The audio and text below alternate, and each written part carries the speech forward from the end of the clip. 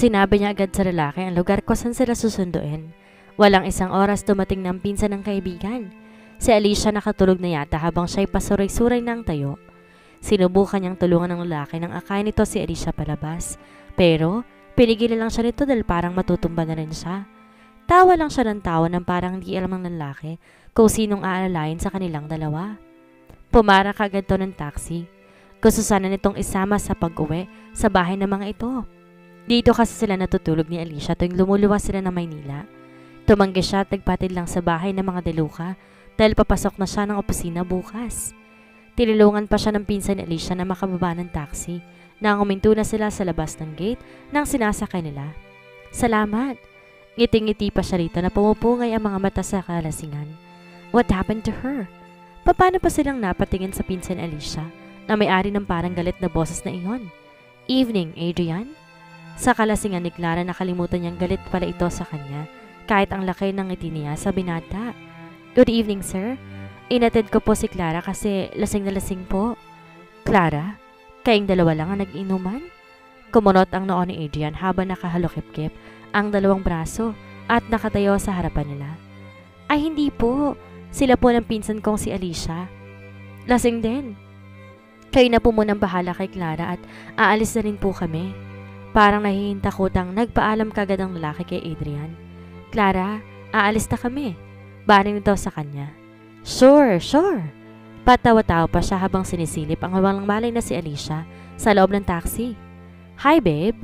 Nakangiting lumapat pa si Clara sa hindi kumikilos sa si Adrian. Halos magsalubong ang kilay nito habang nakatitig sa kanya. Mabilis siyang nasalo nito na muntik na siyang masubsob sa kalasingan. Walang imek na kinarga siya ni Adrian na ikinatawa na lamang niya. Damn! Mahinang mura ni Adrian na narinig niya pero wala lamang din sa kanya. Nagtataka pa nga ang mga katulong na makita si Adrian na karga siya. Ay binabasihan nito sa harap ng kwarto niya. Ito rin ang kumuha ng susi sa bag niya dahil parang hihiga na siya sa sahig. Pagkabukas ng pinto, kinarga siya ulit nito at ibinaba sa kama. Nang paalis ng binata, hinila niya ang kamay nito. Adrian, mag-usap tayo please. Parang maiiyak ng tono ng boses niya. Matulog ka na at may pasok pa nga tayo bukas. Hindi malang to natinag sa pagkakatayo nang hilahin niyang kamay nito. Kahit nahihirapan bigla siyang tumayo at lumapit sa may drawer at may kinuha ito doon. Aaminin ko, si Giancarlo talagang gusto ko dati at alam mo naman yon. Pinilit kong pumasok sa kumpanya ninyo para mapalapit sa kanya. Ito nga, tala ko pang panggagayuman na libro ni Lola dahil desperada ako magustuhan ng kapatid mo. Ginusto ko siya hindi dahil sa pera o yaman ninyo. Kahit lasing pa rin ang tono niya at paputol-putol, pinilit niya pa rin magpaliwanag, sabi nata. Stop it, Claire. Tapos na tayo sa ganitong usapan. Inintay ko na lang na magbigay ka ng presyo para tuloy na nating makalimutan ang lahat. We can move on with our lives. Adrian, please. Walang katapat na pera ang nararamdaman ko sa'yo. Please, huwag mo ko itatabay sa pamamagitan ng pagbayad sa akin ng malaking halaga. Umiiyak na sabi niya. Mahigpit na yumakap siya sa binata. Hindi man kumilos ang mga braso nito para yakapin din siya. Para itong tuod na nakatayo lamang habang nagiging emosyonal siya. Mayaman din ba yung pinsan ng kaibigan mo? Yan ba ang pangatlong option mo kung hindi ka magtagumpay sa aming dalawa ni Giancarlo? Napatigil siya sa pag-iyak at binitawan ito habang hindi magkapaniwalang tinitingnan ang mukha ni Adrian na walang emosyon. Adrian, good night, Miss Ibarra. Malamig na tugon nito at saka walang salitang tumalikod na at lumabas ng kwarto niya. Sa kabilang banda, maaga pa rin nagising si Clara kinabukasan kahit parang mabibiyak ng ulo niya sa sobrang sakit. Determinado kasi siyang ayusin ang sa kanila ni Adrian. Gusto niyang marapansin siya ng binata kaya't imbes na magsuot ng normal niyang isinusuot, namili siya ng damit na hindi aabot hanggang tuhod ang haba. May nakita naman siya sa cabinet niya. Isa iyon sa mga pinamili ni Adrian para sa kanya na itabi niya dahil akala niya hindi niya talaga kayang isuot iyon. Kulay itim ang damit na hapit sa katawan niya. Pinaresa niya yun ng sapatos sa pula at may heels. Inilugay niyang buhok kaya nagsuot ng hikaw. Papatunayan niya sana iyon ng blazer pero tinanggal din. Kung gusto niya talagang maging kasing sexy ng Brianna na yun, dapat magpakita siya ng balat. Sleeveless ang damit at maikli, pero hindi naman siya mukhang babaeng nagbebenta ng aliw sa gabi. Maganda palang legs ko. Napatitig pala sa legs niya naka-expose dahil hindi niya sinuotan ng stockings. Contact lens naman ang gamit kaya hindi ang malaking salamin sa mata. Naglagay na rin siya ng kolorete sa mukha na babagay sa suot niya. Ngumiti siya sa refleksyon ng salamin sa mata. Naglagay siya ng kolorete sa mukha na babagay sa suot niya. Umupo muna siya sa kama para mag-ipon ng lakas ng loob bago lumabas ng kwarto. Ilang minuto rin siyang nakatangal lang doon habang sa tumayo na rin. Dumiretso ng dining area gaya na nakasanayan pagkababa niya. Nagtataka pa siya na may nakandang pagkain sa mesa pero wala pa ni isa sa mga deluka. Kailang po ang kakain ng agahan ngayon kasi maagang umalis si Madam kasama ng nurse niya.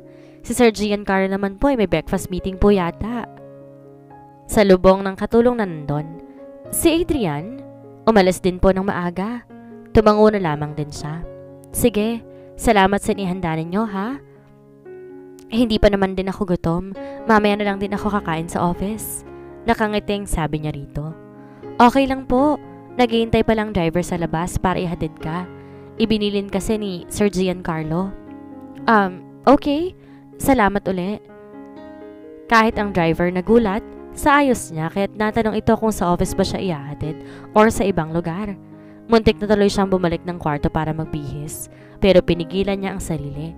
Kahit nang dumating siya sa office ay marami pa rin napapatingin ng matagal sa kanya. Shete. Basta, nagmumukha siyang clown. Pakiramdam ni Clara, namamagana ang pisngi niya dahil sa pamumula ng mga iyon. Pagdating niya sa office si Adrian, wala na ang binata. Saka lang niya naalala na may conference meeting nga pala ito kapag ganong araw para sa special edition ng magazine. Bigla siya na-excite nang maalalang siya pala ang ipi-feature doon. Nagmamadaling pumunta siya ng 10th floor. Alam niya, nagsisimula na ang meeting, kaya hindi na siya kumatok. Binuksan na lang niya ng dahan-dahan ang pinto ng conference room. Nakikita nga niyang nakatutok ang mga mata ng mga big bosses sa malaking screen sa harap habang nagsasalita si Adrian. Napapangiting pumunta siya sa may likuran. Alam niyang ipinililiwanag na ni Adrian ang concept ng special edition para sa month na iyon at ipinapakita ang mga larawan niya maging ang laman ng magazine. Idinako niya agad ang mga mata sa projector at bigla napalis ang ngiti. May malaking picture ng babaeng suot ng gown, nakaparehong suot niya sa party at pink rubber shoes na kagaya ng sa kanya. Pero hindi naman siya ang babaeng iyon. Bigla siyang kumuha ng isang copy ng magazine. Sa likod niya para masiguro, binuklat niya na tiningnan ang lahat ng pictures. Bumalik ulit ang tingin niya sa mga pictures na ipinapakita ni Adrian sa lahat. This was just a last-minute video idea, so we're really busy with the pictorials. We made the major revisions for this edition within 2 days only. It was close to impossible, but we made it. We decided to let Chelsea, the main model of the finest corporation Brandy, become the mysterious woman of our magazine. In that way, we will be able to introduce the Brandy before we present the video advertisement publicly on TVs and social media. Pinapakita pa ng binata isa-isa ang mga larawan ni Chelsea. May mga larawan tong may suot na masquerade mask. Nakaupo sa duyan at pictures na katabi si Adrian. Kaparehong kuha ng mga pictures ni Adrian nang ginawa nilang photoshoot niya bilang si Mysterious Woman. Biglang parang nawalan ng lakas sa mga tuhod niya. So what happened to the real Mysterious Woman? Tanong ng isa sa mga naroon. Natigilan si Adrian, saka lang napatingin sa direksyon niya. Nakita niyang pagkagulat sa ekspresyon ng mukha nito nang makita siya roon. Hindi yata nito napansin ang pagpasok niya or hindi siya agad nakakilos sa ayos niyang iyon. Mabilis iniwas ng binata ang tingin sa kanya. I don't think she has any plans of showing up as the mysterious woman. Maikling sagot ni Adrian na ibinaba ng diskusyon. Hindi niya na masyado naintindihan ang pinag-uusapan ng mga ito. Durog na kasi ang puso niya sa sobrang sakit. Natapos ng meeting at para na rin siyang tanga na nakatayo lamang sa likod. Silang dalawa na lang ang naiwan sa loob ni Adrian. Parang wala itong narinig na ipinagpatuloy lang ang ginagawa. Inalis niya ang bara sa lalamunan at magsasalita na sana ulit na magsalita ito. I thought it was clear, Miss Ibarra. Hindi mo pa ba nakausap ang lola mo? Umangat ang tingin nito sa kanya. Natigilan siya. Hindi pa niya nakakausap ang lola niya dahil busy ang utak niya kay Adrian. She told Grandma again that one of us should marry you. Ganon ka na ba kadesperada? How much do you want para matigil na ito? Galit na ang boses nito pero kinokontrol lamang nito. Lalo pang naguguluhan ang mukha ni Clara sa narinig. Pinayahan ulit ng lola niya si Mrs. De Luca na dapat siyang pakasalan ng isa sa mga apo nito. Hindi niya alam kung bakit ginawa ng lola niya dahil di nila pag-usapan tungkol doon mula nang sinabi niyang wag nang banggitin ang tungkol doon kay Mrs. De Luca. Sinabi pa nga niya kung pwedeng bawiin ito yon. Don't act innocent, Claire. Here's the copy of the amount na kailangan ninyong bayaran sa bangko para hindi nila makuha ng tuluyan ng bahay ninyo. If I will pay all of that, pababayaan ninyo na ba kami? Babayaran ko yung lahat pero sisiguraduhin mong hindi na magkakaroon ng contact ang lola mo sa lola ko, pati ikaw. Anong babayaran? Bahay nila? Bakit? Nanginginig ang mga kamay na kinuha ni Clara ang papel na ibinigay ni Adrian. Binasa niya iyon. Nanlalaki ang mata niya sa malaking halagang babayaran nila. Nakasulat din doon na nakasanla palang bahay ng lola niya at maaaring kukunin niya ng bangko kung hindi mababayaran ng halagang nakasad doon. Bakit sinangla yun ng lola niya? Hindi ko alam na... Umiling-iling pa si Clara na parang di makapaniwala. Sabihan mo lang ako na may handa akong cheque. That's a very big amount to pay but I'm willing to pay any amount for our peace of mind. Hindi na to nakatingin sa kanya. Sakalang niya na malayan umiiyak na pala siya na may bumagsak na patak ng luha sa papel na hawak. Kung gugustuhin mong upadali ang lahat, our family can just file a case to the both of you. Di na ako magbabayad and we can just settle for an agreement instead nakasuhan kayo.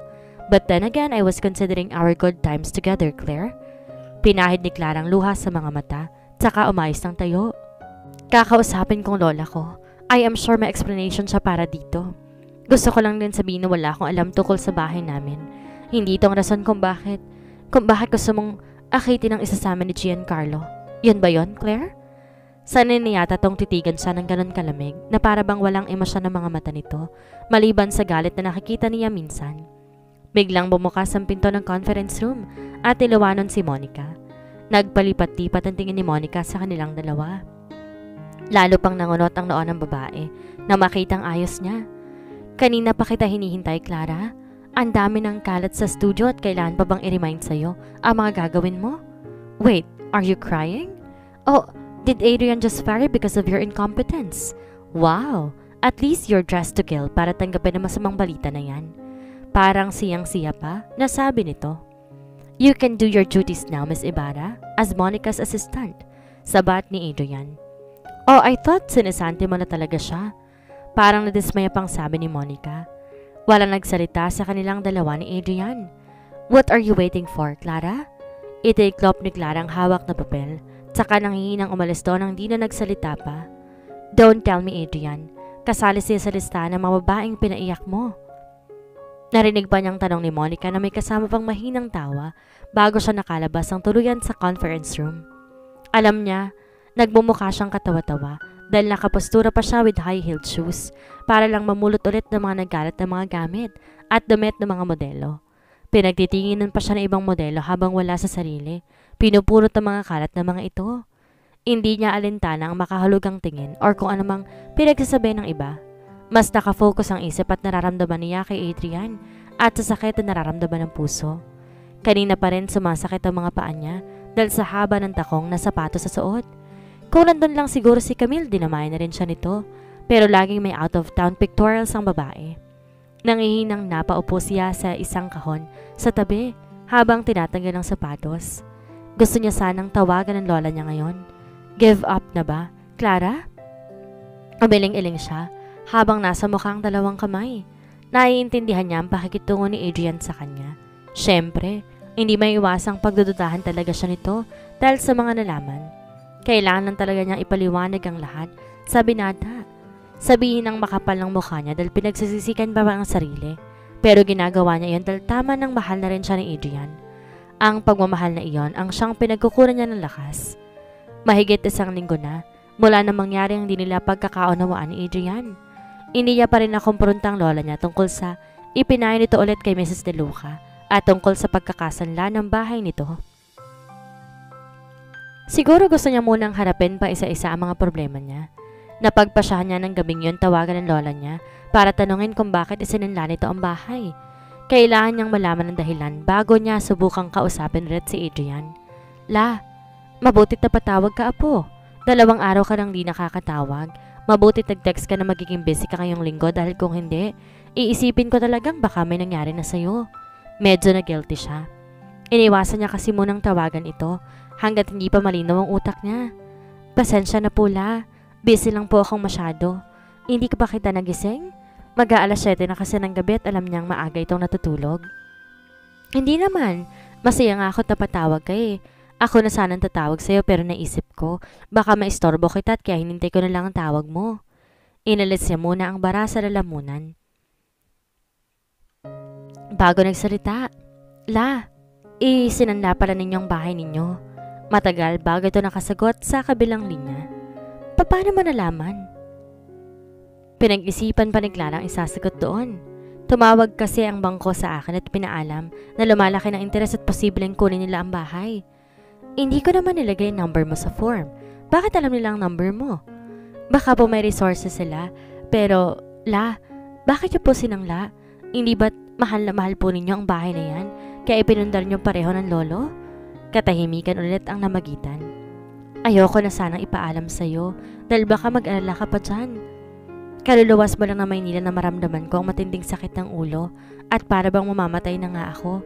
Nagpa-check up ako at nalaman ko may maliit na tumor sa utak ko. Kailangan ko maoperahan. Nagpanik ako at hindi ko alam kung ano ang gagawin ko. Inisip kita, apo. Sino na makakasama mo kung wala na ako? Ipinaschedule ko ng operasyon sa ulo ko para maalis ang tumor. Walang ibang nakakaalam na sinanda akong bahay dahil kailangan ko ng malaking halaga para sa operasyon. Ilang test pang ginawa ninyo bago bigyan ng date operasyon ko. Habang tumatagal, lumalaki rin ang tumor sa utak ko. Tsaka ko naman sinisihan ng ginawa kong pagsangla. Kung mawawala din naman ako, sana hindi ko na lang pinakailaman ng bahay.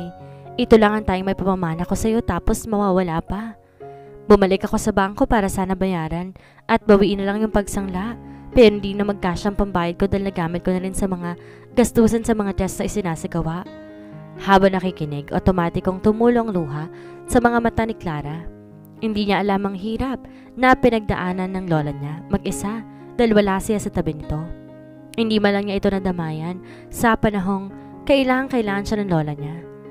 Bakit hindi po ninyo sinabi? Gumaralgal pa ang boses niya. Sana natulungan ko po kayo, la. Mahanapan ko po ng paraan tungkol sa pera. Sana nasamahan kita dyan.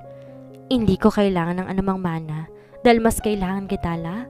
Kailan ka ba raw po pwedeng maoperahan na?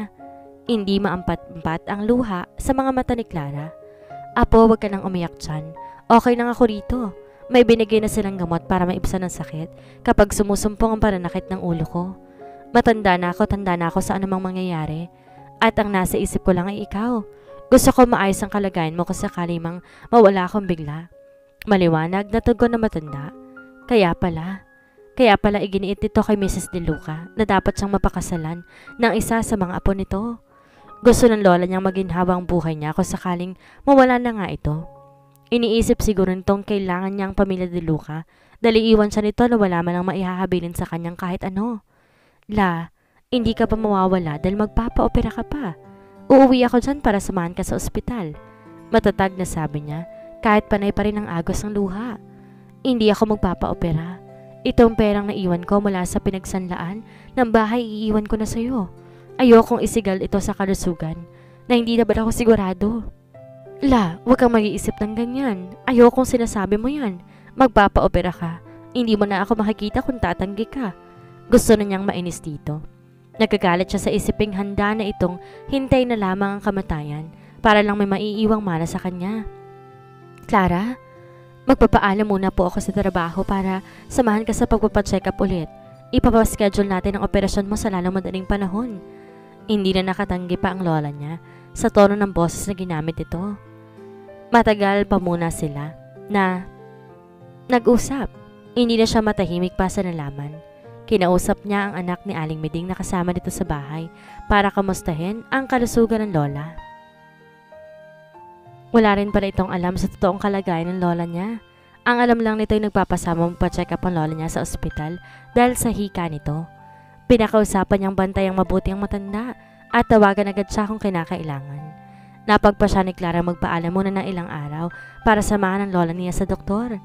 Nahihiyaman siyang gawin yun dahil kababalik lang niya galing sa vacation leave, pero maintindihan naman siya tiyak ng mga deluka.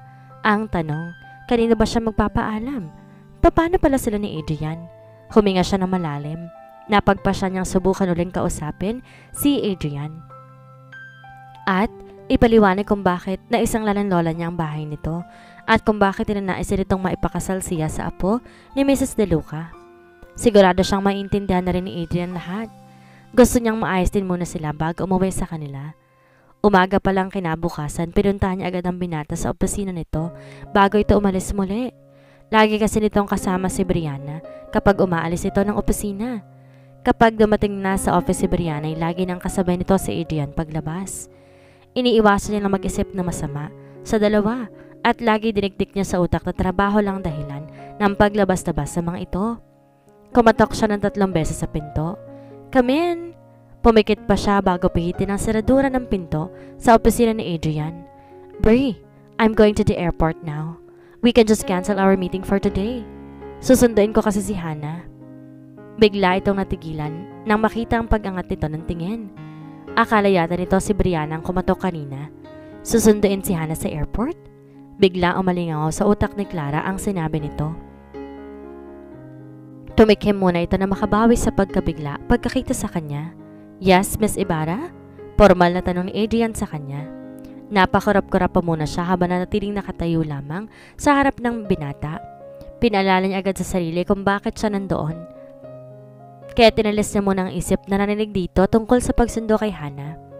Nakukuha ko na ang paliwanag ni Lola kung bakit nakasangla ang bahay. At ang pagpapayo niya sa lola ninyo tungkol sa pagpapakasal sa akin ng isa sa inyo ni Giancarlo. Walang paligoy-ligoy na sabi ni Clara na kung pwede na ipaliwanag niya agad-agad ang lahat dito.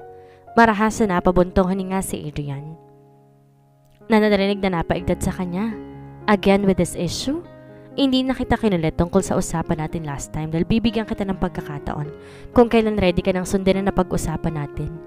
Parang naiinis na ang boses ni Adrian. Usapan? Naririto ang tanong niya. That I'm willing to pay the full amount para makuha ang bahay ninyo kapalit ng pag-alis mo sa buhay namin ng pamilya ko. Kasing lamig ng ekspresyon ng mukha nito ang tono ng binata. Alam niya, pinagtabuyan siya nito ilang beses na pero mas direkta na ang sinasabi nito ngayon. Adrian, makinig ka muna sa paliwanag ko. Nagmamakaawa na ang boses niya. Bakit mo ba ito ginagawa, Claire? Bigla, nag-iba ang tono ng boses nito. Naging malumanay iyon, pero iba't ibang ekspresyon dumaan sa mukha nito. May nababanaag siyang sakit doon. Bigla siya nabuhay ng loob ngayon nalaman niyang nasasaktan din to sa nangyayari sa kanilang dalawa. Mahal kita, Adrian. Kaya ako to ginagawang lahat. Ayokong sumuko ng basta-basta dahil mahal kita. Biglang gumana ang pakiramdam niya nang mailabas ang totoong saloobin. Sa binata, nakita niya pa ang pagkagulat sa mukha nito sa pag-amin niyang iyon, ngunit bigla ring pumalit ang malamig na ekspresyon. Hindi ito nagsalita man lamang habang nakatitig sa kanya. Wala ka bang sasabihin? Dami mong mahal mo rin ako kaya ayaw mong bumitaw kahit ipinagtatabuin mo ako. Ang pag-aakala bang na yan ang dahilan kung bakit pilit ka pa rin lumalapit? Then I'm sorry to burst your bubble, Claire. Hindi ko ugaling sabihin ng direkta sa mga kaharutan ko na walang feelings na involved sa parte ko kapag sawa na ako. Dahil kusa na lang silang lumalayo kapag ganon. Kaharutan? Harutan lang ba iyong sa kanila? Nagtatanong ang mga mata niyang nakatitig dito. Tuluyan na bang magkakalayo na landasin na Adrian at Clara? Paano na bang nangyari sa kanila na magkasama? Yan po ang ating aabangan sa susunod na kabanata.